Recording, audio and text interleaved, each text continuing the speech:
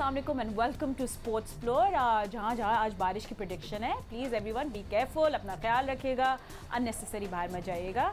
It's going to get dangerous but you know all is well, all will be well इंशाल्लाह। हमारे यहाँ तो लोग समंदर पे पहुँच जाते हैं देखने के लिए। Don't do that, just be safe and who is safe and who is not safe, ये तो आज क्रिकेट पे भी है, काफ़ी बहस चल रही है। बट उससे पहले हम लोग बात करें व्हाट्स गोइंग टू हैपन। हम लोग नेशनल T20 कप का सबसे पहले रुख करते हैं and let's talk about what happened yesterday. 2 matches खेले गए।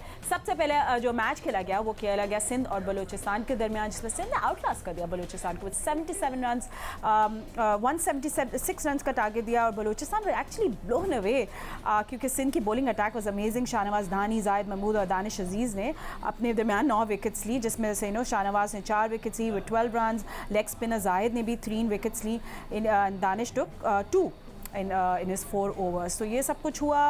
पहले हम अपने पैनल से आपको इंट्रोड्यूस करते थे। मेरे साथ एक cricket Sikandar but is enjoying his tea. Telephone line पे हमें ज्वाइन किया है senior sports journalist Aliya Rashid ने and senior sports journalist Abdul Majid Bhatti ने भी हमें वीडियो कॉल पे ज्वाइन किया है। लेडीज एंड जेंटलमैन, बिफोर हम आपसे बातें करें, let's just have a look at the points table and let's see कि सिचुएशन क्या है। सो पॉइंट्स टेबल पे पहले नजर डाल लेते हैं। Well you know Sindh is on top. I think हम लोग फुल स्क्रीन में दिखाते हैं। अमेजिंग, 3 मैचेस खेले हैं, तीनों जीते हैं सिंध ने, सिंध ऑन टॉप। और उसके बाद फिर आपका नॉर्दर्न है, 3 मैचेस के साथ उनके पॉइंट्स हैं 4, और फिर सेंट्रल एंड KPK। बलूचिस्तान ने 4 मैचेस खेले, लॉस्ट 3, ओनली 1-1। और सदर्न स्वेब मकसूद के under they looking desperately for a win. इसके साथ साथ आपको ये बता दें कि धानी और शाहीन शाह अफरीदी जो है Sikko, they are going head to head as leading wicket taker. तो वो दोनों साथ का कॉम्पिटिशन में चल रहे हैं। बट अब सिक्को सब बात कर रहे हैं धानी की, is been so good, what a year it has been for him. अगर वो हैं रिजर्व्स में तो क्या ये खबरें जो अभी गर्दिश हो रही हैं कि वो स्क्वाड में शामिल हो सकते हैं टीम में, क्या how do you see it, क्या हो रहा है? देखो फातिमा, मुझे तो हमारी सिलेक्शन का स्टैंडर्ड्स, उनकी जो क्या तरीका होता है उसका मुझे बिल्कुल समझ में नहीं आ रही। एक शख्स अंडर PSL में T20 में हाईएस्ट विकेट टेकर होता है। उस वक्त हम कह रहे थे कि यार इसको आप T20 में डाल दें। आप उसको लेके चले गए और टेस्ट क्रिकेट में नाम डाल के वेस्ट इंडीज़ घुमा के फिरा कर ये दिखा कर के वेस्ट इंडीज़ में किस किस्म के लोग रहते हैं वापस ले आए आप। और अब फिर उसको रिजर्व में रखा, वो सबसे अच्छी गेंदें कर रहा है। जितने आपके प्रोस्पेक्ट्स हैं, शाहीन तो खैर आप नहीं, मैं उसकी बात करता, अब मैं हसन की बिल्कुल नहीं बात करूंगा, दोनों हमारे स्टार हैं। नहीं, वो दे आर स्टार्स, छोड़ दें उनको। हमें अब नए बच्चे चाहिए ना। धानी सबसे शार्प लग रहा है, सबसे ज़्यादा अच्छा लग रहा है, और आपने उसको रखा ही नहीं है। आप कैसे कर सकते हैं? मैं रमीज़ राजा से कहूँगा कि प्लीज़ अपने सिलेक्शन के जो आपने जो एक तरीका बनाया ना, खुदा के लिए उसको ख़त्म कर दें कि जी वो जो 6 कोचेज़ हैं जो अपने अपने लड़कों के अलावा किसी को प्रमोट नहीं करते, उनको छोड़ दें। जिस तरह के पहले सिलेक्शन कमेटी होती थी कि एक चेयरमैन, उसके साथ 3, 4, 5 जितने भी आप रखना चाहें रखें, जो जाके मैचेस देखें, हंट करें और लेके आएँ। कल इंटीरियर सिंध ने छाए हुए थे, दादू ने 3 आउट किए, लाड़काना ने 4 आउट किए। मैंने तो इसी तरह अपने दोस्तों को, जो हमारे इंटीरियर सिंध के दोस्त हैं, उनको भेजा मैसेज कि भाई मुबारक हो, आपके बच्चे जो हैं वो आउट कर रहे हैं, which is a good sign. जब से मैं क्रिकेट खेल रहा हूँ, मैं पहली दफ़ा देख रहा हूँ कि हमारे इंटीरियर सिंध के लड़के परफॉर्म कर रहे हैं और they are knocking the door, टक टक कर रहे हैं कि जी हमें अंदर लो, हमें अंदर ओपन द डोर। बट आप जल्दी अगर भट्टी साहब के पास भी चलते हैं, भट्टी साहब, मैं ओवरऑल हम लोग स्टैट्स भी देख रहे थे इस साल धानी के, लाइक 14 मैचेस खेले, 28 विकेट्स, बॉलिंग स्ट्राइक रेट 10.9, और ये ओनली फास्ट बॉलर है जिन्होंने इस साल इनिंग्स में 4 मरतबा प्लेयर्स को आउट किया। I mean that's amazing stats, amazing numbers. और फिर भी अगर वो आपके यू नो सेलेक्टर्स की नज़रों में नहीं आ रहे उस तरह, सो थोड़ा क्वेश्चन मार्क तो हो जाता है। और आई थिंक अब वो बिल्कुल जैसे सिक्कू कह रहे हैं, he is knocking the door, reserves में तो नहीं जगह बनती बॉस। बिल्कुल सही कह रही है फातिमा के शाहनवाज धानी हर मैच के बाद एक नजर आ रहे हैं। कल भी जब सरफराज ने उन्हें बॉलिंग दी, उसके बाद आप देखें कि उन्होंने ऊपर तले विकेटें लेकर बिल्कुल मैच को वन साइडेड कर दिया।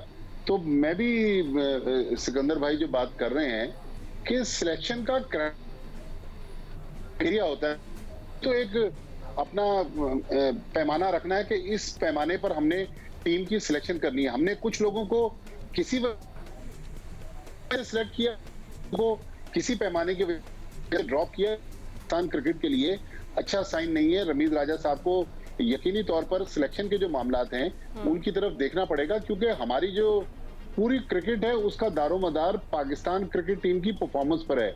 आम आदमी डोमेस्टिक क्रिकेट को इतना फॉलो शायद नहीं करता, और उससे लोअर लेवल की जो इंटर डिस्ट्रिक्ट क्रिकेट है जिसमें बहुत ज्यादा घपले हैं उसको भी लोग नजरअंदाज कर देते हैं। लेकिन ये क्रिकेट जिसमें पाकिस्तान के प्लेयर्स खेलते हैं या पाकिस्तान क्रिकेट टीम खेलती है, इसमें यकीनी तौर पर हमें मजीद इम्प्रूवमेंट की जरूरत है। सिलेक्शन का जो क्राइटेरिया है उसमें बेहतरी लाने की जरूरत है। फिर कल हमें जो अच्छी चीज नजर आई, शादाब खान ने नसीम शाह के एक ही ओवर में 26 रन बनाए और मुश्किल मैच जो था उसको वन साइडेड कर दिया। तो शादाब खान भी कल निक पे नजर आए। फिर सरफराज अहमद ने मुसलसल दूसरे मैच में स्कोर किया और जी तो मतलब कोई क्राइटेरिया या तो फिर टीम जल्दबाजी में हमने अनाउंस कर दी। आईसीसी ने ठीक है 15 के लिए आपको एक डेडलाइन दी थी, लेकिन एक और क्वेश्चन हमारे पास 16 अक्टूबर का अभी भी मौजूद है कि अगर हम चेंजेस करना चाहें तो कर सकते हैं। लेकिन दुनिया तैयारियां कर रही है और हमारे पास अभी भी ये बहस चल रही है कि ये 15 जाएंगे या 15 में से ये 3 कम होंगे। चलती रहेगी और मैंने तो देखा मतलब ये कंफ्यूजन प्लेयर्स भी फातिमा देखे ना, प्लेयर्स का माइंड जो है वो क्लियर नहीं है कि वो टूर्नामेंट में किस तरह पार्टिसिपेट करेंगे। और आपकी मेंटल हेल्थ इससे कितनी अफेक्ट कर सकती है। इसको आई बी सो मतलब दिल पाउंड कर रहा होगा। सिर्फ एक लफ्ज कहना चाह रहा हूं कि उन्होंने शादाब की बैटिंग का जिक्र किया। शादाब इज अ बॉलर, वो अभी तक आउट नहीं किए उन्होंने। चलिए सॉरी अच्छा Alia, and this is not you know जितने धानी जो है एक्साइटिंग प्रोस्पेक्ट, आई मीन वो हमको इग्नोर नहीं कर सकते, वो खुद अपने एक्शन से हमको दिखा रहे हैं। But then also we have to not ignore, मैं वर्ल्ड कप में शामिल करने के लिए नहीं बात करी, but Danish Aziz, Zahid Mahmood, they been performing really well as well. मतलब मजा आ रहा है उनको देख के। फातिमा देखिए, जाहिद महमूद ने तो 3 विकेट लिए 18 रन देके, और इकोनॉमी कितनी जबरदस्त है, 4.5 है। और उनका जो best average of bowling strike rate है 2019 से जो चल रहा है, जाहिद का 14.7 है 25 विकेटों के साथ, उस्मान कादिर का 17.2 है 17.2, शादाब का 19.8 है। तो मिडिल ओवर्स में जो बलोचिस्तान के रन थे कल, उन्होंने 3 विकेट लेके उस फ्लो को रोका। जाहिद महमूद ऑनेस्टली स्पीकिंग हमारे तीनों लेग स्पिनर्स में सबसे बेस्ट जो है ना टैलेंट वो, और ज़हीन आदमी और ज़बरदस्त उनकी वो बॉलिंग है, वो जाहिद महमूद की है अगर देखा जाए तो। शादाब ने, मुझे खुशी इस बात की हुई कि कल शादाब ने जब इंटरव्यू दिया मैच के बाद, तो उन्होंने खुद इस बात को कन्फेस किया कि मुझे मिडिल ओवर्स में विकेटें लेनी पड़ेंगी, लेना चाहिए। ऑब्वियसली उनके ऊपर हम देख रहे हैं, एक तो वो वाइस कैप्टन भी हैं, दूसरा वो बड़ा इंटीग्रल पार्ट है पाकिस्तान क्रिकेट टीम का जिसने वर्ल्ड कप में जाना है। फातिमा, असल में एक चीज़ बहुत इम्पोर्टेंट है जो मुझे कल खुशी भी हुई देख के, कि अगर देखें हम वर्ल्ड कप में अगर हम पुराने फार्मूले से इंडिया के खिलाफ खेलने गए ना, और हमने कोई आउट ऑफ बॉक्स स्ट्रेटेजी नहीं अपनाई, तो मुझे लगता है कि इंडिया की जो प्रेजेंट टीम है इसको हराना हमें मुश्किल होगा। इसके लिए मुझे ऐसा हो सकता है, मैं बिल्कुल एक लेमैन के तौर पर बात कर रही हूँ, कि कल जो सुहेब को ओपन कराया तो वो बड़ी अच्छी मूव थी। फिर उसके बाद मैंने देखा कि इमाद वसीम जो है वो 4थे नंबर पे आए, तो ये जो शिफ्ट करना है ये भी बहुत इम्पोर्टेंट है। तो देखिए आसिफ अली को भी करना चाहिए था ऊपर आके बैट। नहीं, हर बंदे को तो नहीं करते ना आप स्ट्रेटेजी की मैं बात कर रही हूँ कि अगर क्या हम इस मैच, क्योंकि हमारे पास ये टूर्नामेंट है ना वर्ल्ड कप से पहले, तो आप ये देख रहे हैं कि किसको कहीं और खिला के देखा जा सकता है, कोई चेंजेस की जा सकती हैं, एक प्लानिंग की बात हो रही है। तो मुझे बड़ा अच्छा लगा जिस तरह सोहेब कल खेले हैं, उन्होंने कमाल इनिंग्स खेली है। आपने जैसे अभी बताया 8 चौके 4 छक्के हैं, तकरीबन 160 के स्ट्राइक रेट से खेले। वो पुराने कलर में फ्लेयर में नजर आए जो सोहेब मकसूद, जिनकी हमें तवक्को थी, लेकिन हमें ये भी याद रखना चाहिए कि कल की जो पिच थी वो बैटिंग को फेवर कर रही थी, वो डिफरेंट पिच थी। तो देखना हमें सिर्फ ये है कि जितने भी हमारे प्लेयर जो हम रडार में आ रहे हैं और जिनके बारे में हम बात कर रहे हैं, वो अपनी कंसिस्टेंसी जो है वो किस तरह मेंटेन रखते हैं। क्योंकि सिर्फ एक मैच में आप खेलें और दूसरे में ना खेलें, मगर सोहेब मकसूद को तो हर सूरत में मेरा ख्याल है कि वर्ल्ड कप में जाना है और जाना चाहिए। और हफीज अल्लाह करे कि वो रिकवर कर जाएं, अदरवाइज फिर शोएब मलिक का चांस तो बनता है।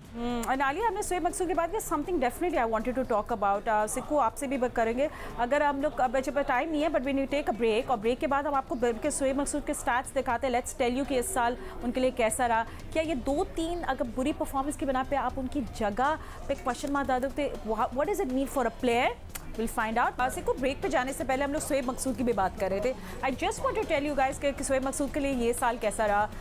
6 हाफ सेंचुरीज 20 इनिंग्स में, एवरेजिंग एट 35, 30 छक्के मारे उन्होंने 20 इनिंग्स में, और रिजवान से बस एक 7 less than Rizwan. So Shoaib Maqsood also had a great time. जैसे तो सिक्कू, आपको क्या लगता है विद 597 रन इन 20 इनिंग्स, 36 की एवरेज, 154 की स्ट्राइक रेट, फिर उसके बाद उनकी पे वो कहते हैं ना काले बादल मंडलाना. या देखो, बात असल ये है कि ये पाकिस्तान की टीम है ना, और हमारा वो जो मिडल ऑर्डर है वो बिल्कुल इस वक्त स्ट्रगल कर रहा है. हमें पता ही नहीं है कि कौन खेलने जा रहा है. तो हम अब उस लड़के की बात कर रहे हैं, फ़खर जमान की, के खिलाने जिसने अभी भी कुछ रन नहीं किए और उसके 27 मैचों में सिर्फ एक 50 है पाकिस्तान के लिए. हम उसकी भी बात कर रहे हैं कि उसको भी ले लो, इसलिए कि हमारे पास है ही नहीं कोई लड़का.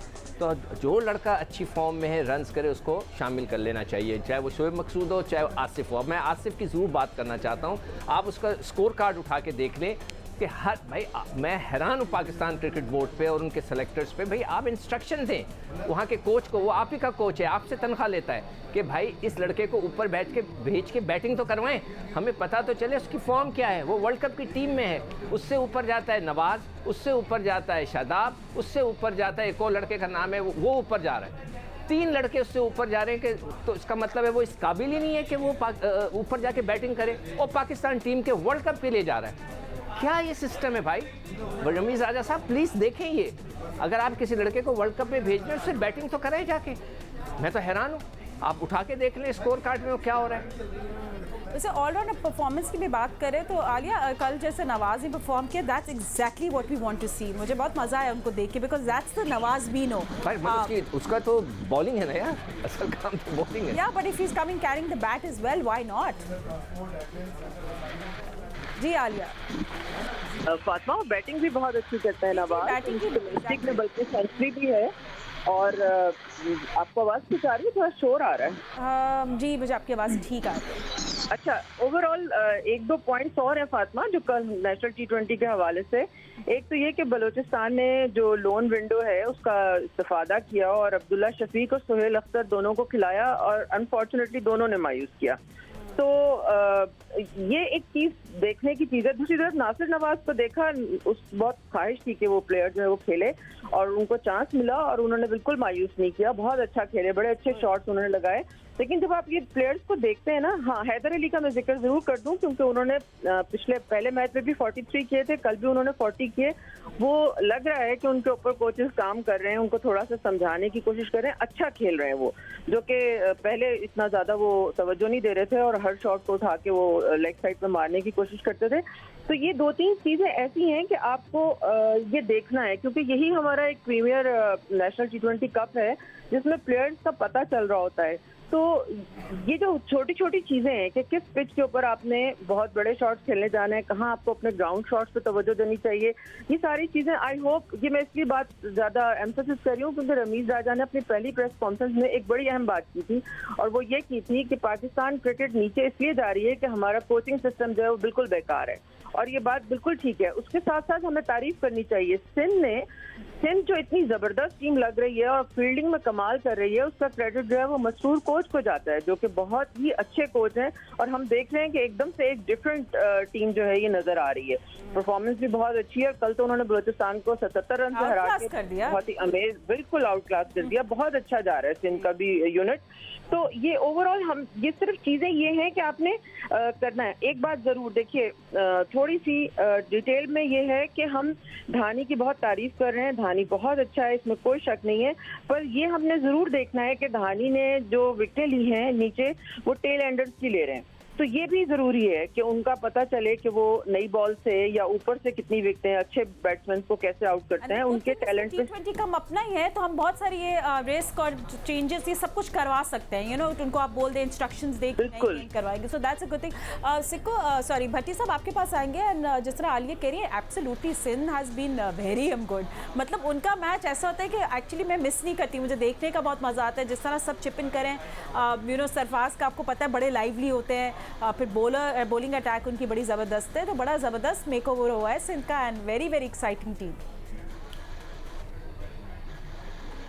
बिल्कुल फातिमा, इसलिए कि सिंध की टीम बैलेंस बहुत है. T20 में इसी तरह की टीम होनी चाहिए कि आप कप्तान देख लें, वो भी अपना हिस्सा डाल रहे हैं.